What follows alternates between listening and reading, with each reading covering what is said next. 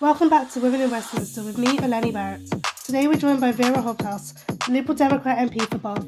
A dedicated advocate for climate action, social justice and mental health reform, Wera has been instrumental in pushing for progressive policies that address environmental and community challenges, and it's a pleasure to have you on the podcast. You're a dedicated environmental advocate. What recent steps do you think Parliament could take to drive climate action more effectively? Well, the main thing is always to talk about it, to actually say that 2050 is an absolute target that we cannot miss. It's not like a bus we can miss and then take another one. So the urgency of meeting our targets has to be stressed again and again through the debate, through challenging the government on its own ambitions, but also bringing my own colleagues behind the absolute need to get to net zero. And that means difficult choices. And what unique issues in Bath drive your priorities in Parliament? And how do you balance local and national needs? Well, there's almost everything that originates in the community can be taken into Parliament and raised there. For example, the University of Bath recently put out a very urgent warning that there are vapes that are spiked with spice. And immediately I heard this. It was a professor from the University of Bath who led the research. As soon as I heard this, I then created a debate in Parliament. And that then means that a minister will take this up as a very urgent concern. We are having a new bill come in front of Parliament around vapes, and some further measures can be taken in that bill in order to protect particularly young children from the hugely harmful consequences of vaping spice. Could you maybe tell the listeners a little bit more about a bill's journey into law? Well, many bills start many years before they even come to Parliament because people have been campaigning on a particular issue.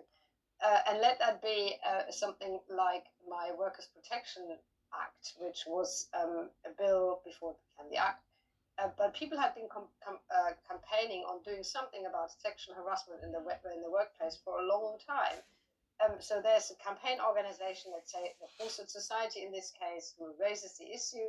The Women's and Equality Select Committee picked that up as an issue and made recommendations to the government. The government then put the previous Conservative government put a section into or drafted a section that was going to go into the employment bill that the previous government was going to put forward, but then never happened. But then I could take it on as a private member's bill that the Conservative government supported because it was their idea originally. It had been drafted already. It just didn't fit into any of their proposals. Normally what happens is a government makes big bill proposals. You get a first reading, which is just the announcement of the bill, let's say the Employment Rights Bill. Then you get a second reading where the whole detail of the bill gets debated in detail. Then the bill disappears into so-called committees, and the committee then scrutinizes the bill. After that, it goes back to Parliament for report stage and third reading. Then it goes into the House of Lords, where they start all these three stages again. And then the Lords make amendments and recommendation. It goes back to the House of Commons. And many bills, before they actually become law, they take a year or more even, depending on how complex it is, how controversial it is, until they finally become law. So the British public should be quite reassured that really any change in the law or new laws are being scrutinized and debated in great detail. We are the mother of parliaments. We know how to do this very thoroughly. You've spoken about tackling inequalities. So, what changes would you prioritise to make communities like Bath more equitable? Well, in Bath, we have a particular issue around housing. I think that is one of the issues of inequality that come up again and again because people find it very difficult to find a secure home in Bath, and more people are being priced out of Bath. Bath itself is as a World Heritage Site, as a tourist destination, as a wonderful city to live in, obviously a destination for people to come, but that puts massive pressure on our housing. And since we are a World Heritage Site and surrounded by a very heavily protected land, we can neither build up nor can we build out. So we have to more or less do with the land and the space we have.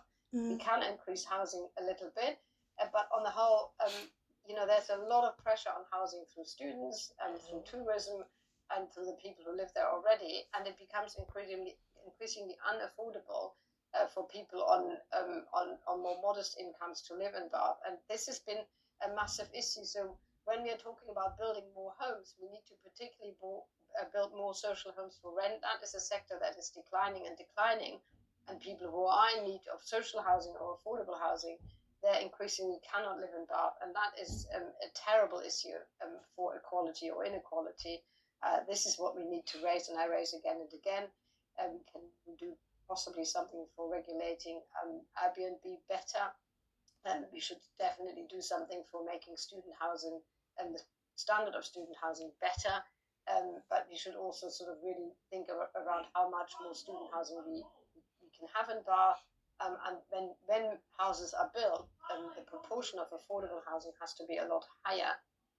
Half the time, the council wants all of this to happen, but national planning law is often against the ambitions of the local council to build more affordable homes. As a champion for women's rights, what do you see as the biggest challenges facing women in today's political landscape?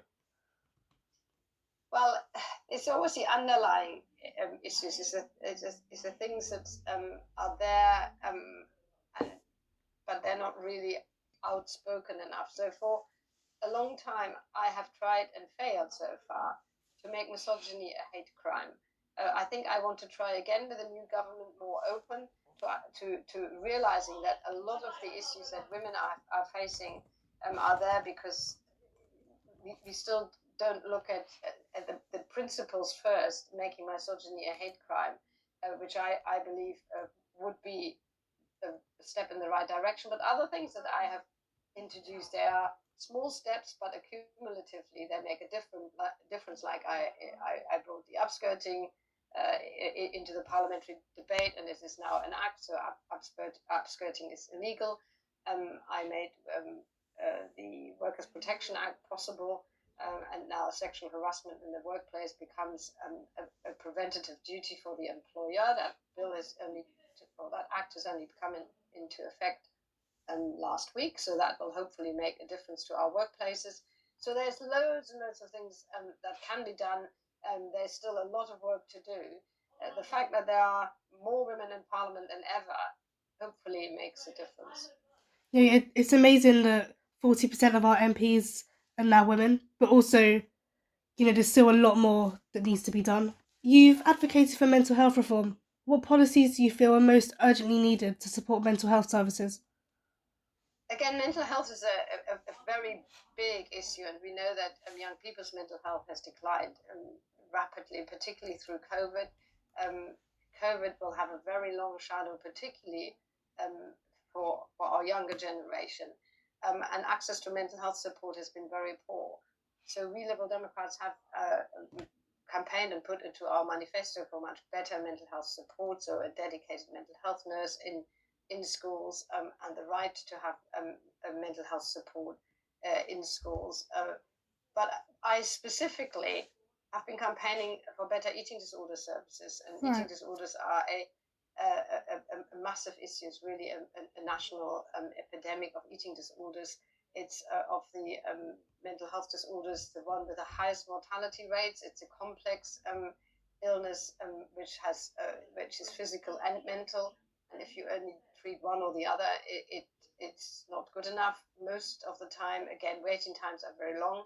Not so much for children, but as soon as you are no longer a child but a young adult, there are no waiting times for accessing services for eating disorders. And we know that eating disorders can deteriorate very, very rapidly if you don't have early intervention. So for me, my particular focus when it comes to mental health disorders and more support for mental health, mental illness, is very much focused on eating disorders and better eating disorder services and everything that is around it, reducing the stigma around eating disorders, having community services rather than treating some of the eating disorders just in hospitals, but having urgent day services also for people who are coming out of hospital care, and that they don't go directly back into the community without any support, but have a sort of intermediate support in the community, having better research into the complex issues of eating disorders. All of that is my specific campaign for one of the most dangerous mental health disorders, and that is eating disorders.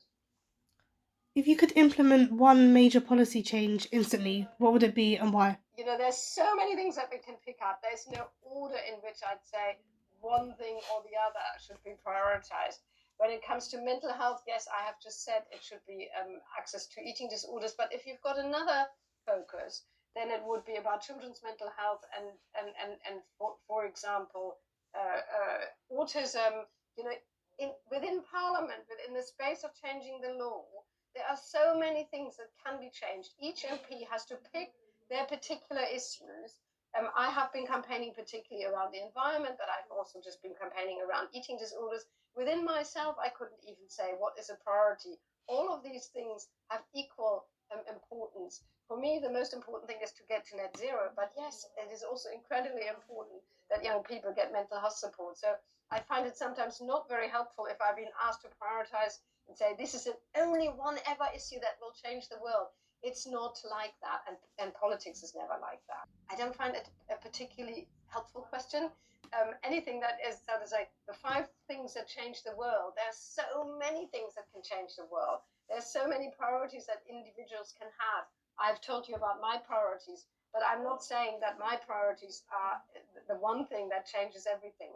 You know what I mean? Yeah. You have to, as politicians, always deal with the complexity of issues, and along existing issues, new issues come along. 4 years ago or 5 years ago, it was COVID. Suddenly, that was the issue. That was the priority, yeah. And therefore, you can never quite ask the question in that way. For me, currently, for this new government, it is definitely to get to net zero. It is definitely the economy. It always has to be, because people need to have livelihoods. It's access to mental health, but it's also improving NHS access, as a whole. It's to reduce ambulance waiting times. Yes, there's also the issue of river pollution. There's always several issues that compete with each other, and therefore political parties are almost never, including MPs, almost never just a single issue party. We are looking at issues to improve our lives in the round.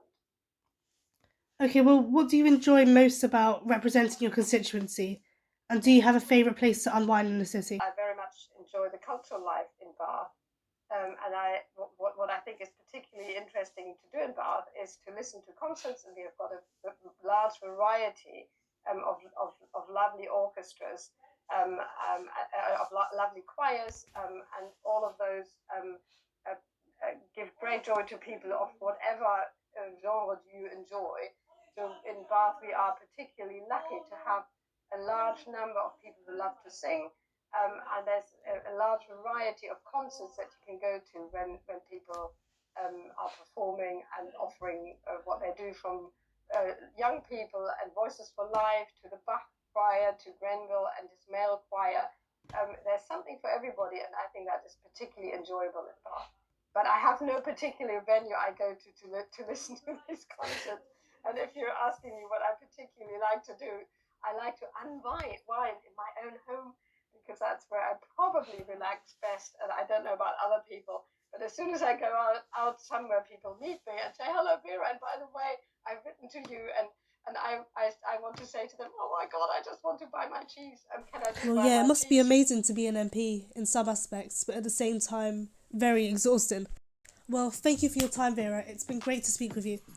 Listeners, join me next time on Women in Westminster, when I'll be speaking with Shivani Raja.